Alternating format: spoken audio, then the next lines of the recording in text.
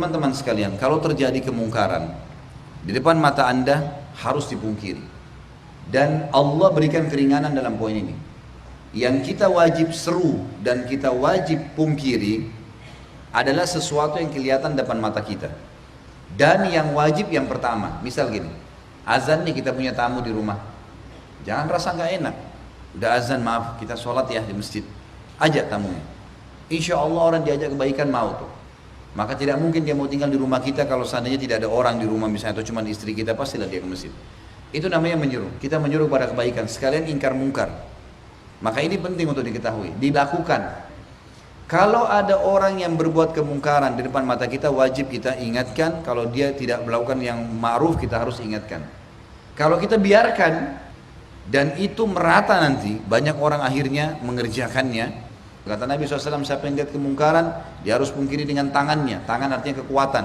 Pemimpin negara menerapkan peraturan, tidak boleh ini, tidak boleh itu. Pimpinan perusahaan terapkan, pegawainya harus sholat tepat waktu, harus ini, harus itu. Kemudian rumah tangga, suami mewajibkan istrinya pakai jilbab, menerapkan perintah-perintah agama, anak-anaknya nggak boleh melanggar maksiat. Ini semua adalah kekuatan. Kalau kalian tidak mampu, maka dengan lisan kalian nasihati. Kalau kalian tidak mampu, dengan hati kalian. Dan itu selemah-lemah iman. Dan tidak ada orang yang tidak bisa pungkiri dengan hatinya.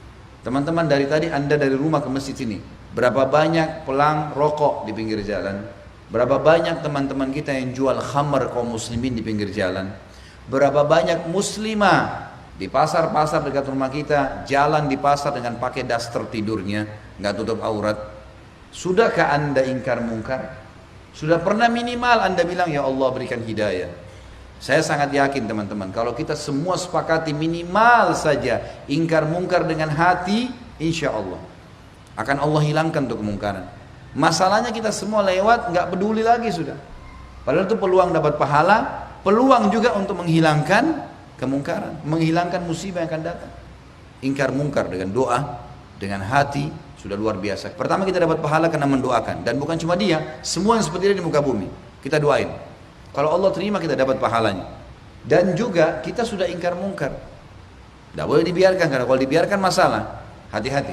Kalau teman-teman lihat kemungkaran dan tidak memungkirinya, melihat sesuatu yang ma'ruf, azan ada orang tidak sholat, tidak diingatkan, minimal dengan hati, dengarkan hadis Bukhari. Kata Nabi SAW, Allah pernah mengutus Jibril alaihissalam untuk menghancurkan satu negeri karena dosa yang merata di tengah-tengah mereka. Lalu Jibril menemukan salah satu penduduknya orang saleh.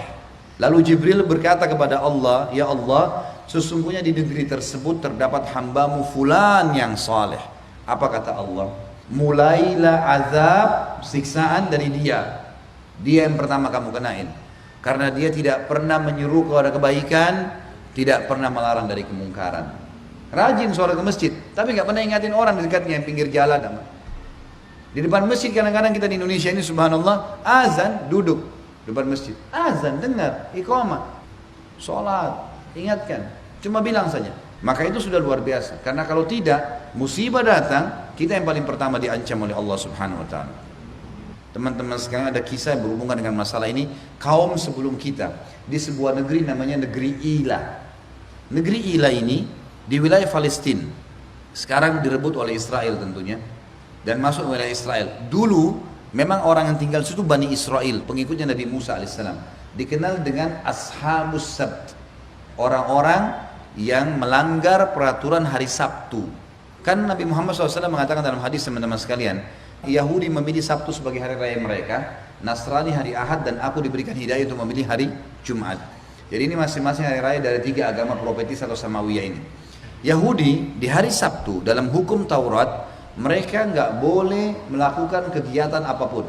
Tidak boleh mancing, tidak boleh beraktivitas bisnis, nggak boleh berperang di hari Sabtu. Ada hukum-hukum, mereka nggak boleh. Kebetulan penduduk negeri Ila ini tinggal pas di pesisir pantai, dan Allah Subhanahu Wa Taala menurunkan hukum pada mereka tidak boleh mancing hari Sabtu. Dari masyarakat negeri Ila ada 3 golongan. Yang pertama orang yang melanggar. Apa yang mereka lakukan? Mereka nggak mancing hari Sabtu secara terang-terangan, tapi mereka masang jala malam Sabtu. Nanti diambil panen ikannya hari Ahad. Mau nipu Allah nih. Bukan cuma manusia ditipu, Allah mau ditipu. Mereka bilang kami nggak mancing, cuma masang jala saja. sama aja bohong. Ada golongan yang kedua melarang mereka, nggak boleh mancing hari Sabtu, haram, hukumnya Allah waktu itu ya, hukum Taurat. Sekali lagi, ini hukum Taurat, halal mancing dalam Islam. Ini hukum dulu. Jadi ada kelompok yang melanggar, ada kelompok yang ingkar mungkar. Ada kelompok ketiga, orang beriman juga. Tapi kelompok ketiga ini bukannya melarang kelompok pertama, malah menahan kelompok kedua. Dia bukan gabung sama yang kedua, ayo kita pungkirin yuk. Enggak, kelompok tiga datang kelompok dua lalu mengatakan, sudahlah, untuk apa ingatin mereka? Kalau mereka melanggar nanti Allah binasakan. Nggak usah pusing, biarin aja orang buat. Yang terjadi apa teman-teman sekalian? Waktu datang azabnya Allah menghukum wilayah Ila, Allah selamatkan kelompok yang kedua, kelompok satu dan kelompok tiga dibinasakan. Kelompok tiga, orang beriman. Karena tidak ingkar mungkar, malah melarang orang yang ingkar mungkar, maka mereka dibinasakan sama Allah SWT. Ini bukan cerita karangan ya. Kita akan dengarkan firman Allah menceritakan masalah itu. Surah Al-A'raf, surah nomor 7 ayat 163 sampai 166. A'udzubillahi minasyaitonirrajim. Waktu orang-orang Yahudi memungkiri risalah Nabi Muhammad SAW, maka Allah menyuruh Nabi Muhammad SAW sebutkan ayat ini. Was'alhum 'anil qaryati allati kanat hadiratal bahr idh ya'duna fis sabt idh ta'tihim hitanuhum yawma sabtihim syurra'a wa yawma la yasbituna la ta'tihim kadzalika nabluhum bima kanu yafsukun. Tanya kepada mereka, hai Muhammad, orang-orang Yahudi itu tentang negeri Ilah tadi yang berada di pinggir lautan. Karena mereka bilang Nabi Muhammad SAW risalahnya bohong, gak benar nih Muhammad ngarang-ngarang. Al-Quran itu dicaplok-caplok ayat dari Injil dan Taurat lalu jadi Al-Quran. Allah SWT membongkar kepada mereka. Bukti kalau Muhammad SAW salah satunya adalah Nabi adalah mengetahui kisah tentang negeri Ilah. Tanyakan kepada mereka tentang penduduk negeri Ilah yang ada di pinggiran lautan. Ingatkah kalian tentang kisahnya yang disebutkan dalam Taurat, bahwasanya di hari Sabtu mereka dilarang memancing, dan pada saat itu justru hari Sabtu itu ikan-ikan datang kepada mereka. Allah coba, hari Sabtu itu dikatakan oleh para ulama tafsir, ikan-ikan besar datang ke pinggir pantai dan berdempetan sama ikan-ikan kecil, tinggal diambil. Allah SWT uji mereka, dilarang dan diuji oleh Allah SWT. Awalnya tidak begitu, awalnya cuma dilarang mancing hari Sabtu. Setelah mereka melanggar, Allah datangkan cobaan lebih berat. Allah datangkan ikan-ikan itu dengan banyak.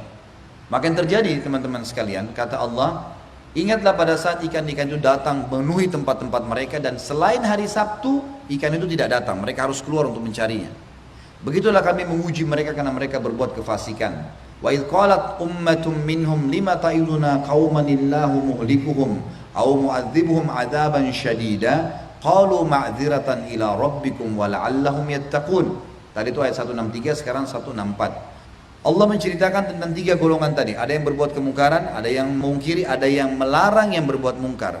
Ini sekarang pembicaraan antara orang yang mengingkar mungkar dengan orang yang melarang orang yang ingkar mungkar. Kelompok kedua dan kelompok ketiga.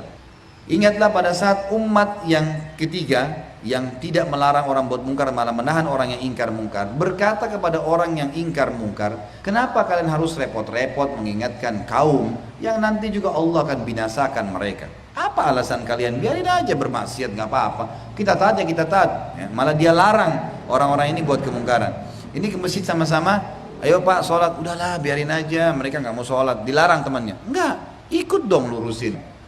Nah di sini orang-orang yang ingkar mungkar berkata, kami ingin berlepas agar punya alasan di hadapan Tuhan kami hari kiamat, agar kami ini selamat. Allah suruh ingkar mungkar, kami ingkar mungkar. Dan siapa tahu mereka bertakwa, mereka mau terima nasihat itu.